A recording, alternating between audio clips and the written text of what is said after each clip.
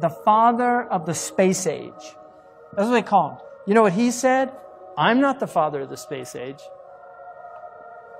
This guy, Jack Parsons, was openly a devil worshiper. He developed the fuel that enabled us to penetrate the stratosphere. Satellites could not have come about without this guy. In his diary that he himself wrote, he had a dream. This is 1948. He had a dream where he saw somebody that he calls Belial Dajjal. And he tells him, you are helping me. Okay, I'm not making this up. You think I'm making this up? Wallahi, I'm not making this up. You go look it up yourself. Okay, so where's all this stuff coming from? Seriously, where's it all coming from? We're in the age of the Dajjal, you know. It's just Allahu Alam, when and where and what, but this is it, people. As far as I'm concerned, it's end game. Read about the magic and the Enlightenment period. All these scientists were magicians. They were all into black magic. You read about Francis Bacon. I just read a biography of Francis Bacon called Knowledge is Power. Magic and the creation of modern science. Francis Bacon was reading all these magical books. 2001: A Space Odyssey. What's his name? Arthur C. Clarke.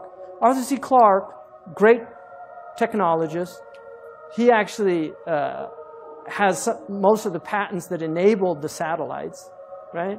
If you look at his interview with BBC in 1961, where he predicts the internet, he predicts the cell phones, he predicts texting. He said that by the year 2000, people are going to have handheld devices that enable them to talk to anybody anywhere, right? Arthur C. Clarke said, and he has 3 laws of technology. One of his laws is, no technology reaches a level of complexity except it becomes indistinguishable from magic. So, you know, I don't know. I'm not a big fan. I'm not a Luddite, right? I'm using a microphone right now. I'm not a Luddite, but this whole worshipful attitude towards technology to me is really stupid. The Illuminati's agenda to use the Apple Computer Company to brainwash the masses in preparation for the transhumanist evolution, as well as prepare them to accept the mark of the beast. The Apple Computer Company is a sinister company being used in the Illuminati agenda to prepare the Antichrist kingdom. So the first thing that you just need to do is look at the logo. It's an apple, and there's a bite out of it. So what are they trying to say and symbolize with this logo? If you look at the official story, you're never going to get the truth. We're dealing with satanic secret societies. They keep everything secret. And so this is a symbol from Apple Computer of satanic Luciferian enlightenment, that godhood can be achieved by a bite out of the forbidden fruit. The first Apple was sold for $666.66. Historical first yesterday, as Apple, maker of MacBooks and the iPhone, of course, became the first public U.S. company to be valued at $1 trillion. It's the company that promised to change the world. Today, it's iPhones and other products the center of life on the go. Now, Apple making history as the world's first $1 trillion company. Now, this is an HP commercial, and as you can see, for those of you who study the Illuminati, you understand the transhumanist agenda. They believe that at some point they will become gods by merging themselves with technology. It's called the singularity. Ray Kurzweil, a Google executive, is actually saying that by 2045 we will achieve what he calls singularity. Man merging with machine, therefore man evolving into a god. And here we have Dr. Dre promoting this transhumanist agenda. Later on in the commercial, the Beats by Dre conveniently comes here, and I mean, it's blatant, 666, the number of the beast. Now, this, to most brainwashed people who do not know that there is an Illuminati matrix, a satanic antichrist matrix that blinds their eyes so they can't even see the truth hidden right in front of their eyes.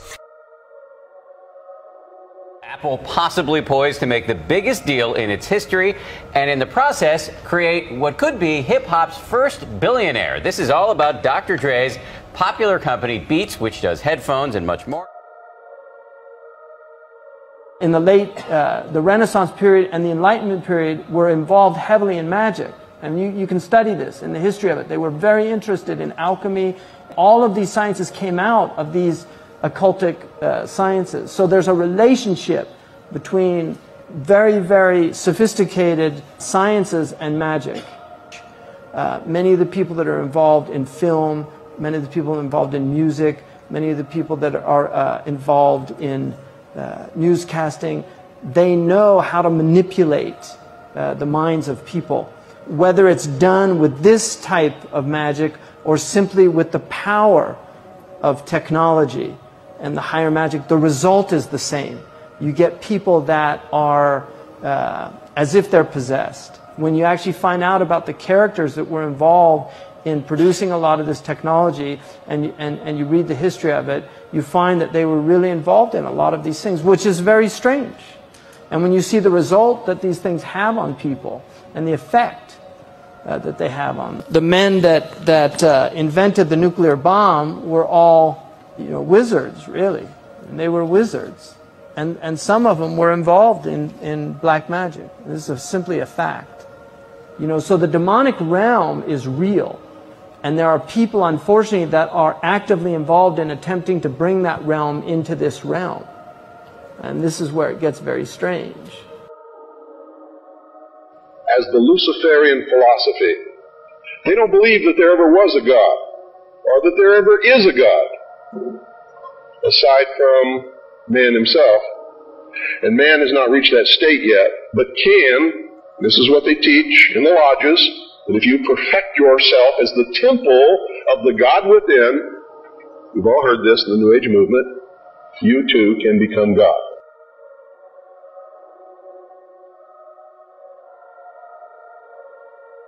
The term I am seems to be quite powerful and is used more often than any of us even think about. And God said to Moses, I am that I am. And he said, thus you shall say to the children of Israel, I am has sent me to you. So what does I am mean? I am means God. It means bypassing God and cheating death. The elite have been trying to find ways to live forever for a long time now, and they are getting close. I am means hijacking God's creation and changing it so it can defy death, which is not natural. We are meant to live and die. It's as simple as that. Is anyone familiar with the pop star will.i.am? He is admittedly a futurist, meaning that he is big on the development of future technologies. Not to say that this is inherently bad, but when you understand what I am actually means, then it changes your perspective pretty quickly. will.i.am owns a company called I Am Plus. When you go to the About section of I Am Plus, it says this: I Am Plus is a Hollywood-based technology company. Our vision is to create a community of creatives and coders, and believe that through music and technology as the first step, we can usher in a powerful new era built on AI. Artificial intelligence, of course. So this is obviously a pro-transhumanism company. Not to mention, H+ is the abbreviation for transhumanism, and there is a magazine called H+, dedicated entirely to transhumanism. will.i.am seems like a harmless pop artist that makes music for little kids, but it goes much deeper than that. In fact, when you really pay attention to his music videos, you see a lot of transhumanist symbolism. It even shows in his work with the Black Eyed Peas. Let's start with Beyonce and her album, I Am... Sasha Fierce. So I looked around a little, and sure enough, I found an ad for the Beyonce 2009 I Am tour, with her portrayed as a cyborg.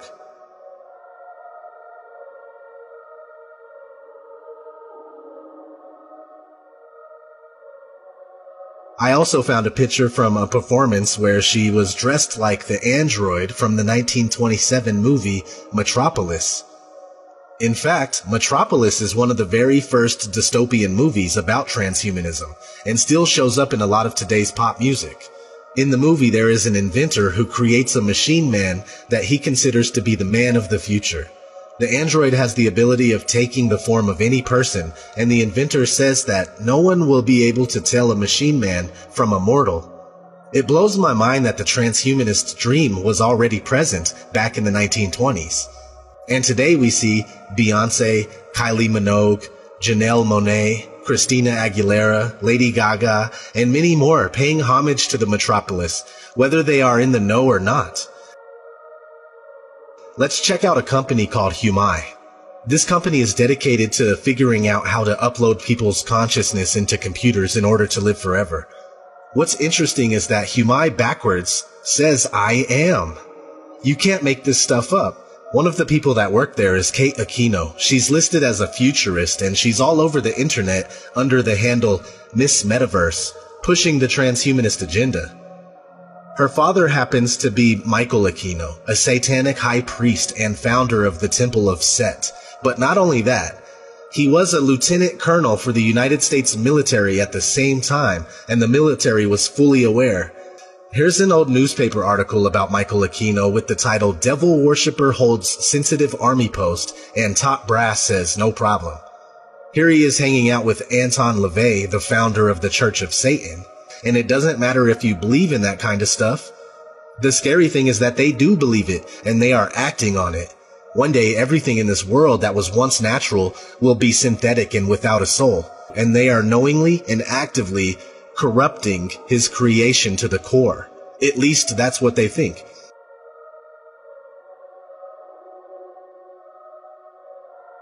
So what we're looking at behind this whole agenda, they're being open about it because they're trying to sell it as making people superhuman. The whole term singularity refers to a point where artificial intelligence becomes greater in thinking potential than human consciousness, the human conscious mind. Of course, it's complete nonsense, because the opposite is the case. It's not about making people superhuman, it's about making them subhuman. It's about the end of humanity as we know it. In terms of anything, that is the entire agenda of this transhumanist nightmare which is unfolding around us, and which the Singularity University here is pushing and pushing and pushing, and Kurzweil and co are pushing and pushing and pushing. Here's the way they look at it. Here's their metaphor. Adam and Eve were held prisoner in the Garden of Eden by an unjust, cruel, and vindictive God until Lucifer set man free from this garden by giving him the gift of intellect. Through the use of intellect, man will conquer the earth, will conquer nature, and will himself become God. It's taught in every Masonic temple in this land, every secret brotherhood, every secret society, every mystical temple, every occult organization teaches the Luciferian philosophy.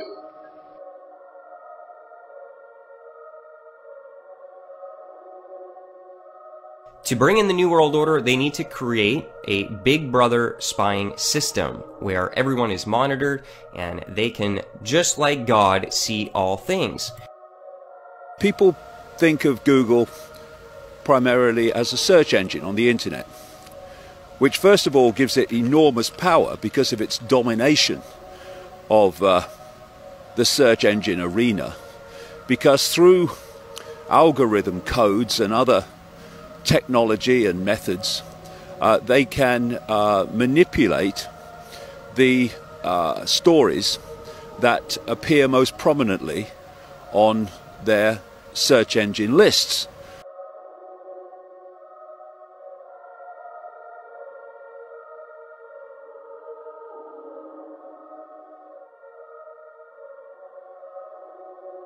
Of course not.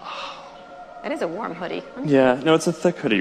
It's a company hoodie. We print our mission on the inside. What? Oh my really? God, the inside of the hoodie, everybody. Take a moment. What is it? Making the world more open and connected. Oh my God, it's like a secret cult. Look at that, making the world open and connected, stream, graph, platform, and this weird symbol in the middle that is probably for the Illuminati. Oh, 2010. No, it's 2010. Okay. Oh, no.